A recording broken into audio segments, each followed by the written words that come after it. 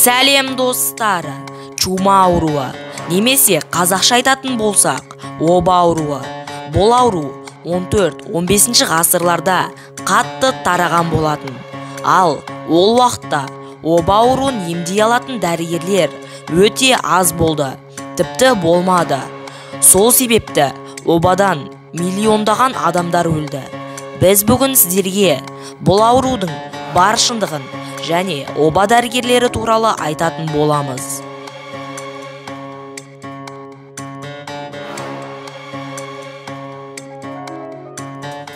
Достар, видеомызды бастамас бұрын дәл қазір лайк басып, арнамызға тіркеліп кетіңіз. Ал біз видеомызды бастай берейік. Оба ауруы елге тараған уақытта бұл ауру қара өлім деп аталған болатын. Дәрігерлерге бұл аурудың емін табу өте қиын болды. Сол себепті обамен ауырған халық дәрігерлерге сенбей, ең бірінші діни адамдарға барған болатын. Сонымен қатар, обамен ауырған адамның өлуі шамамен 99, кейде тіпті 100%-ға дейін жетті. 1619 жылы Шарль Делорм оба дәрігерлеріне дәл осындай костюм ойлап табады. Кейбір деректерде оба дәрігерлері осы аурумен ауырған адамдарды тегін емес, ақшаға емдеген.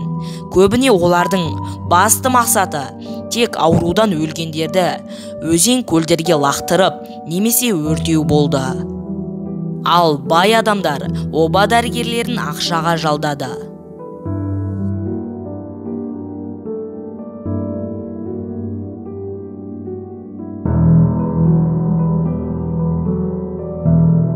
Ал енді дәрігерлердің киімі жайлы айтайық. Оба дәрігерлердің киімі шляпа, арнайы маска, ұзын пальто мен қолғаптардан тұрады. Бұлардың бәрі де өзінің функциялары бар. Мысалы, адамдар дәрігерлердің тәжірибесін бас киімі арқылы білетін. Ал арнайы масканы дәрігерлер аурудан қорғану үшін тақты. Өйткені масканың ішінде ауруға қарсы дәрі тұрды. Сонымен қатар дәрігерлер масканы аурудан өлген адамның сасық иісін ескемес үшін таққан болатын.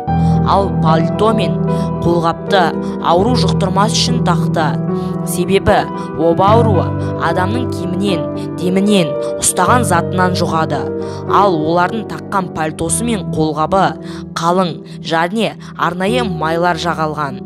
Оба дәрігерлері ауруды өзіне жұқтырмас үшін ауыздарына әрдайым сарымсақ салып жүрді.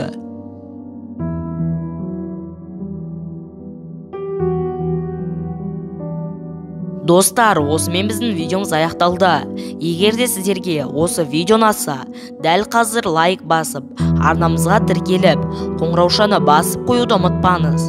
Сол кезде біздің осындай қызықты видеоларымызды ешқашан жіберіп алмайсыз. Ендеше сіздермен бірге болған мен Райымқұл Абдулнұрхамит, қызықты мәліметтер арнасы, сау болыңыздар.